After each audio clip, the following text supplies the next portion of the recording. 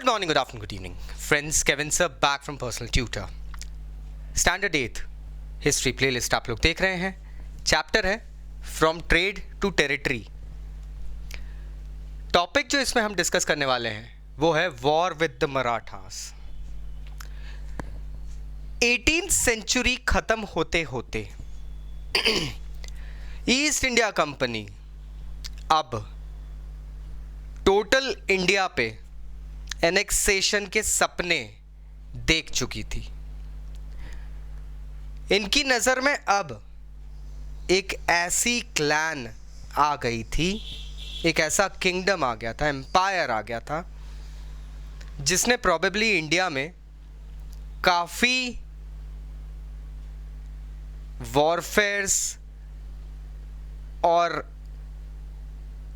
Army के दम पे एक ऐसा एम्पायर खड़ा करा था जो अभेद्य था. And they were the Marathas. 1761 में थर्ड बैटल ऑफ पानीपत होता है. मराठों को हार का सामना करना पड़ता है. तो रानी की फौजों से जब ये युद्ध होता है तब शुजाउद्दौला एंड ऑल जैसे कुछ नवाब्स, हमारे लोकल इंडिया के ही नवाब्स दुर्रानी का सपोर्ट करते हैं और मुगल्स के हाथों, यहाँ कह सकते हैं, मुगल्स नहीं कह सकते हैं, मुगल के रिप्रेजेंटेटिव्स के हाथों एक अफगान हमारे लोकल मराठों पे विजय प्राप्त करता है. दिल्ली पे राज करने का सपना जो मराठों का था वो चूर चूर हो जाता है. Like the dreams to rule over Delhi was shattered because of the defeat in the third battle of Panipat in 1761. Although मराठों का एक्सपांशन इतने पूरे एरिया में था दोस्तों, they had the whole control among themselves. कहते हैं पेशवा बाजी राव ने तो दिल्ली को घेर के रखा था, दाना पानी बंद करवा दिया था. अगर हम मराठा स्टेट की बातें करें तो ये जो मराठा स्टेट्स थे ये अलग अलग स्टेट्स, पूरा मराठा किंगडम अलग अलग स्टेट्स में बटा हुआ था. और ये सारे स्टेट्स एक प्रिंसिपल मिनिस्टर या प्राइम मिनिस्टर पेशवा के अंडर आते थे. स्टेट्स सच एज, इन स्टेट्स के चीफ्स भी हुआ करते थे, Sardar such as Scindia, Holkar, Gaekwad, Bhosale and all. ये जो घराने हैं आज भी हम जो जानते हैं, Holkar, Scindias, Gaekwads of Baroda and Bhosales and all, तो ये सब किंगडम्स हुआ करते थे. ये सरदार होते थे, चीफ्टन्स थे दोस्तों. आपको पता है चीफ्टन और किंगडम, चीफ्टम ऑफ किंगडम में क्या फ़र्क होता है. सो they all used to act as a confederacy with the capital in Pune. अब कॉन्फेडरेसी क्या होती है, एक नया वर्ड है, let me make you understand.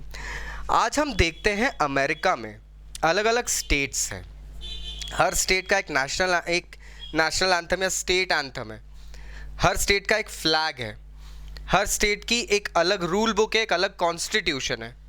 अक्सर ये देखा जाता है कि एक स्टेट का कोई सा लॉ दूसरे स्टेट में लॉ नहीं है. तो ये अलग अलग कॉन्फेडरेसी हुई, लेकिन फिर भी they are called the United States of America. सब स्टेट्स के गवर्नर्स होते हैं जो कि ये हैं चीफ, सरदार, और इन गवर्नर्स के ऊपर एक होता है प्रेसिडेंट जो कि यहां पर आता है पेशवा. सो आई होप नाउ आपको ये कॉन्फेडरेसी का मतलब समझ में आ गया है. यहां पर ये है फर्क कि they never actually thought, initial की बात कर रहा हूँ मैं, लेटर ऑन की तो बात नहीं कर रहा हूँ. ब्रिटिशर्स ने bribe and divide and rule करा था. Initially they never thought themselves to be separate kingdoms, but हाँ ये सब मराठा एम्पायर के अंडर आते थे. The direct like king Shivaji Maharaj का रूल चलता था.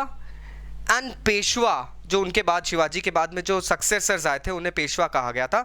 they were the ones who used to take care of these confederacies. In fact अगर हम बहुत फेमस कुछ मराठा स्टेट्समैन या सोल्जर्स की बात करूं तो उसमें महादजी सिंधिया और नाना फडणवीस, ये नाम आज भी हम लोग रिस्पेक्ट के साथ लेते दोस्तों.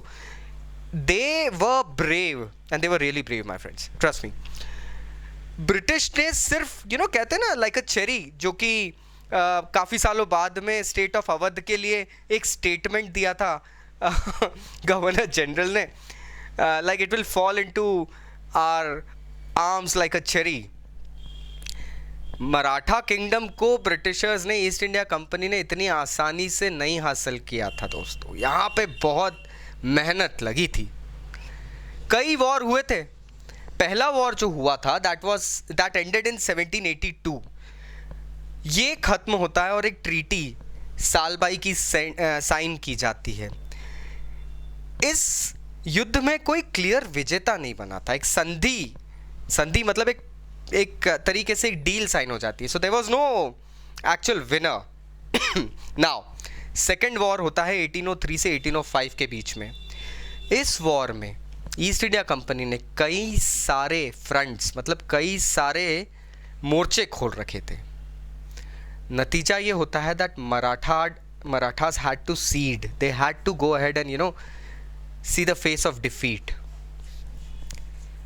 ब्रिटिशर्स ने इस वॉर के बाद में ओडिशा की टेरिटरी अपने अंडर कर ली, जो कि पहले मराठों की हुआ करती थी, और यमुना के northern part including the areas of Delhi and Agra अब ईस्ट इंडिया कंपनी के अंडर थे. Marathas had to recede back. तीसरा वॉर जो होता है 1817 से 1819 के बीच, this is a decisive war. इसके बाद मराठा एम्पायर खत्म होता है. इस वॉर में ब्रिटिशर जीतते हैं. पेशवा को गद्दी से हटाया जाता है, डीथ्रोन किया जाता है और उन्हें बिथूर भेज दिया जाता है. कानपुर के पास एक कस्बा था और विंध्याचल की पहाड़ियों से नीचे दक्षिण का पूरा एरिया अब ईस्ट इंडिया कंपनी के हाथ में आ जाता है. So now you can see the whole peninsula was now taken away. आपने वहाँ पे मैसूर में 1799 में टीपू सुल्तान को ख़त्म करा. उसके बाद में आपने 1819 में आपने इस तरफ मराठों को ख़त्म कर दिया. टोटल एरिया आपने सब्सिडरी अलायंसेस में लोगों को दे दिया. And people are Indian brethrens, they went ahead and accepted it. So I hope now you got the crux, you understood the structure of Maratha annexation, the annexation of Maratha territory. Still अगर कोई doubts है नीचे comment box से comment करना मत भूलना. This is Kevin sir signing off. Take care, bye bye.